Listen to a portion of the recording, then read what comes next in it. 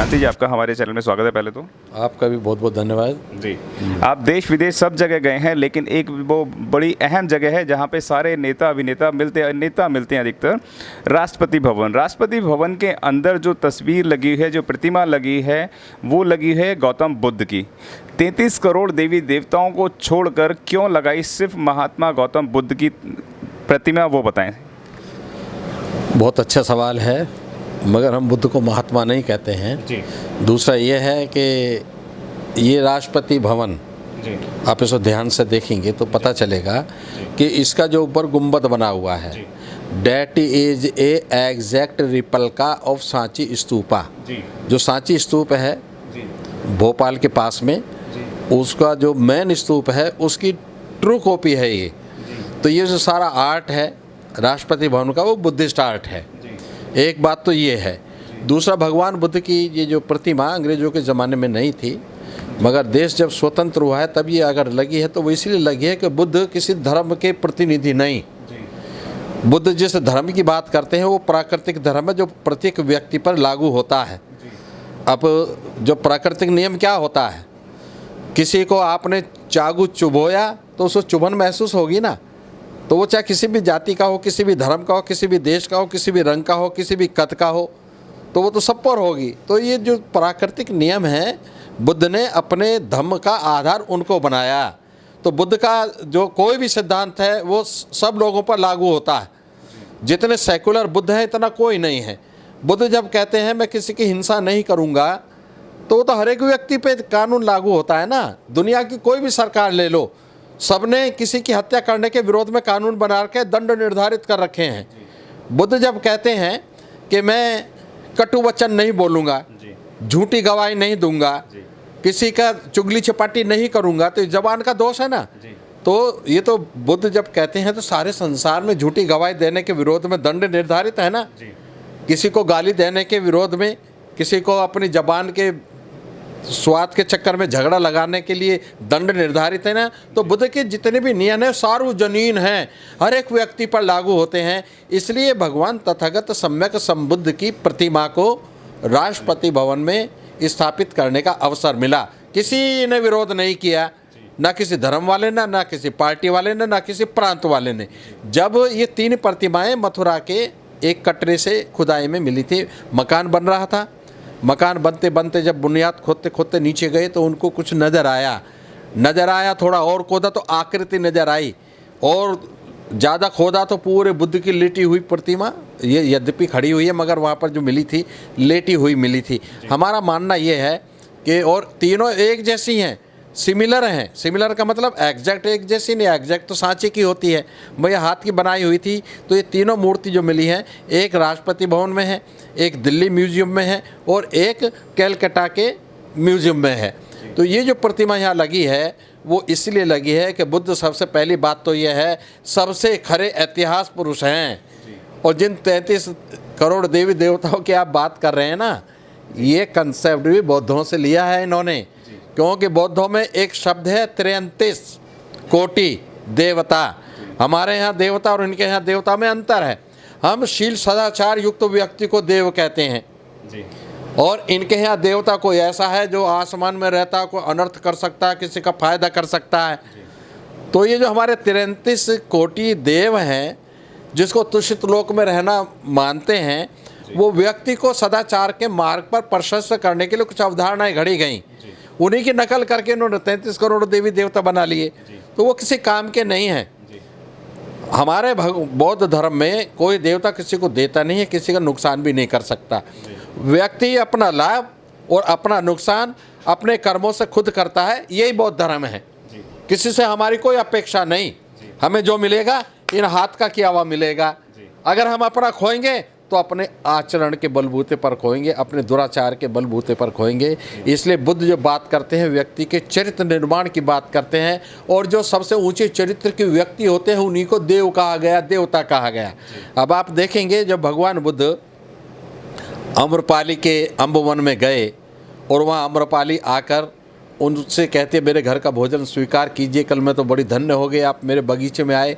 उन्होंने वो स्वीकार किया, मगर जब वहाँ से वो वापस आ जाती है, उसके बाद में लिच्छवी राजकुमार वहाँ जाते हैं, रास्ते में अम्बपाली को मिले। वो कहते हैं अरे तू इतनी फूली कैसे संभाल रही है, तेरा रथ तो बड़े तेज जा रहा है, हमारे से टकराते हुए जा रहा है।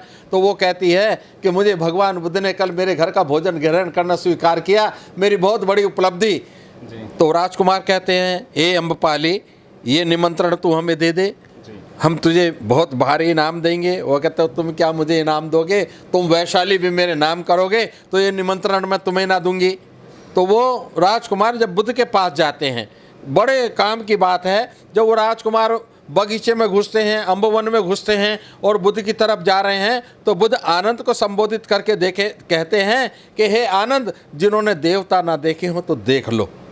वो उनको देवता कहते हैं वज्जी राजकुमारों को। कारण क्या है कि जो 7 अपरिहार्य कारण हैं, जो प्रत्येक व्यक्ति की कामयाबी के सूत्र होते हैं, वो उनका पालन करते थे। भगवान बुद्ध कहते हैं ना, वत्सकार को संबोधित करके आनंद को कहते हैं कि जो लोग मिलकर बैठते हैं, मिलकर निर्णय लेते हैं, मिलकर पालन करते हैं, अपनी महिलाओं की रक्षा करने में समर्थ होते हैं, अपने बुजुर्गों का सम्मान करते हैं, अपने पूर्वजों का आदर करते हैं, वो देव पुरुष होते हैं। यह देवता की परिभाषा बुद्ध के अनुसार। तो वो उनको कहते हैं ये देव आ रहे हैं, मगर इनके देवता तो बस पूछो मत, जनता के शोषण का माध्यम। कहते हैं हमारे देव को पूजापा चढ़ाओ, तुम्हारी मन्नत पूरी होगी। बेचारे हमारे गरीब लोग पेट पट्टी बांध कर 2 पैसे कमाते हैं और जाकर के जब वो मंदिर में चढ़ाते हैं तो क्या वो देवता हाथ आगे करके उठाता है उसको? नहीं। क्या देवता के बैंक अकाउंट में जाते हैं वो पैसे? नहीं। जाते किसके पास हैं? जो वहाँ का पुरोहित होता है, वो उसी की जेब में जाते हैं। खाने का सामान हो या नगद माल हो, तो ये जो पैसा तो बड़ी गंदी चीज़ है। क्यों? लोग इसको मुंह में भी ले लेते हैं।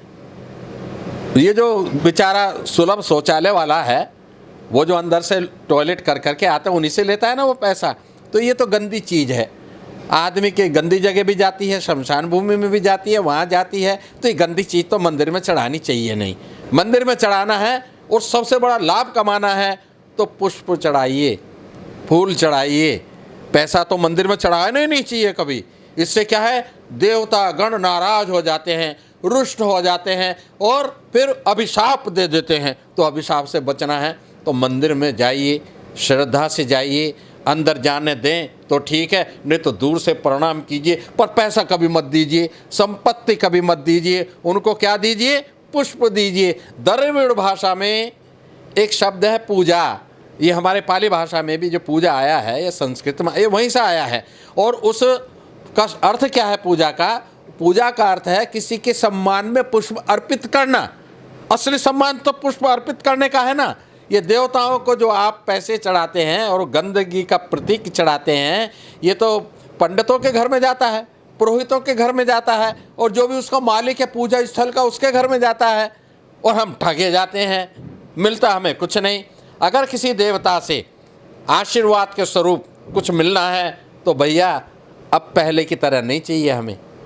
हमें चाहिए अब चेक, हमें चाहिए ड्राफ्ट, हमें चाहिए ट्रांजैक्शन एंट्री चाहिए बैंक में। ऐसे नहीं जाओ देवता की कृपा हुई तुम्हारा काम चल जाएगा। काम मेरी मेहनत से चल रहा है, श्रेय देवता महाराज को चला गया, ये अब नहीं चलने वाला।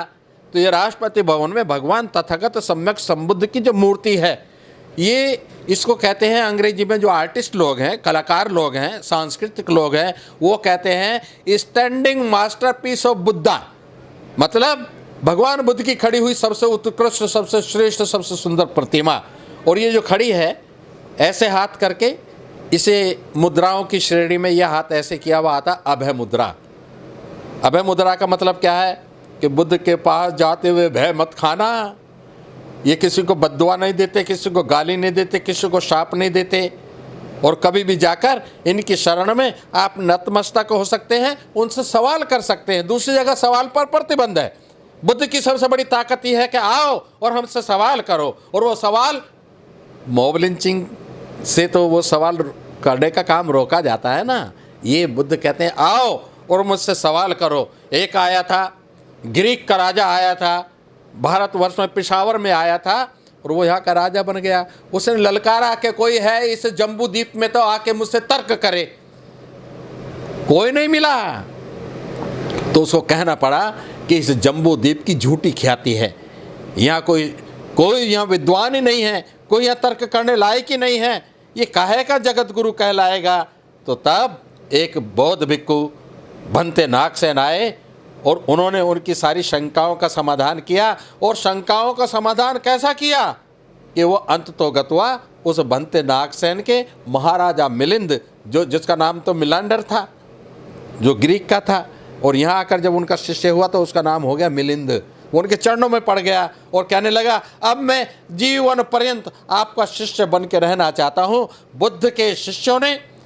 बुद्ध ने अपनी श्रेष्ठता स्थापित की बगैर हथियार हाथ में लिए। बुद्ध जो खड़े हैं ना पार्लियामेंट में, वहाँ राष्ट्रपति भवन, उनके हाथ में कोई हथियार नहीं है। उनका सबसे बड़ा हथियार ये है आशीर्वाद की मुद्रा, अभय मुद्रा। मगर बाकी देवताओं को देख लो, हर एक की गोद में कोई महिला बैठी है, हर एक के हाथ में कोई हथियार है। क्या है ये षड्यंत्र है जो आज चल रहा है ना, मॉब लिंचिंग, वो भी मॉब लिंचिंग का एक रूप है। हमें इन देवी देवताओं की आज ज़रूरत नहीं। आज हमारी देवी कौन है? हमारी देवी रमाबाई अंबेडकर, हमारी देवी सावित्रीबाई अंबेडकर, हमारी देवी फातिमा बेग, ये हमारी देवी हैं। और देवता कौन है? सबसे बड़े देवादि देव, देवताओं के भी देवता वो बुद्ध हैं।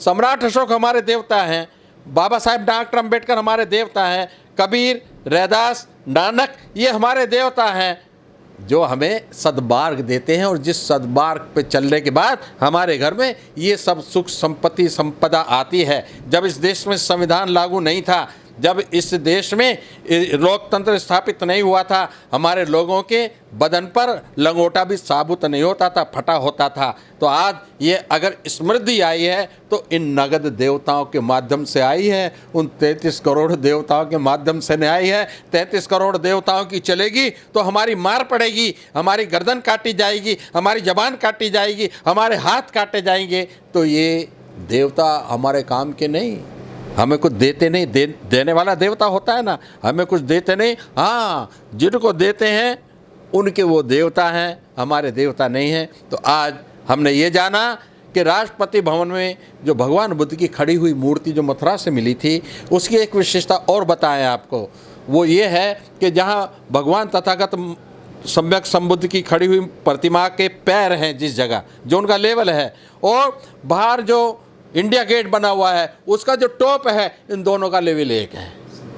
इन दोनों का लेवल एक है। ये जो आर्किटेक्चर इन लोगों ने बनाया था, ब्रिटिशर्स ने बड़ा सोच समझ करके बनाया था। तो आओ आज हम भारतवर्ष के सबसे बड़े देवता, भारतवर्ष के सबसे बड़े देवादिदेव भगवान तथागत सम्यक संबुद्ध के प्रति अपनी श्रद्धा व्यक्त करते हैं और उनके मार्ग पर चलने का संकल्प लेते हैं। मैं SM न्यूज़ TV के लिए भी आभार व्यक्त करता हूं कि उन्होंने ऐसे अच्छे विषय पर मुझे विचार व्यक्त करने का अवसर दिया। बहुत बहुत धन्यवाद, बहुत बहुत धन्यवाद। नमो बुद्धाय, जय भीम। Thank you sir. अगर आपने अभी तक हमारा चैनल सब्सक्राइब नहीं किया है तो सब्सक्राइब करें और घंटी का बटन बिल्कुल भी दबाना ना भूलें, ताकि सभी लेटेस्ट खबरें पहुंच सकें आप पे सबसे पहले।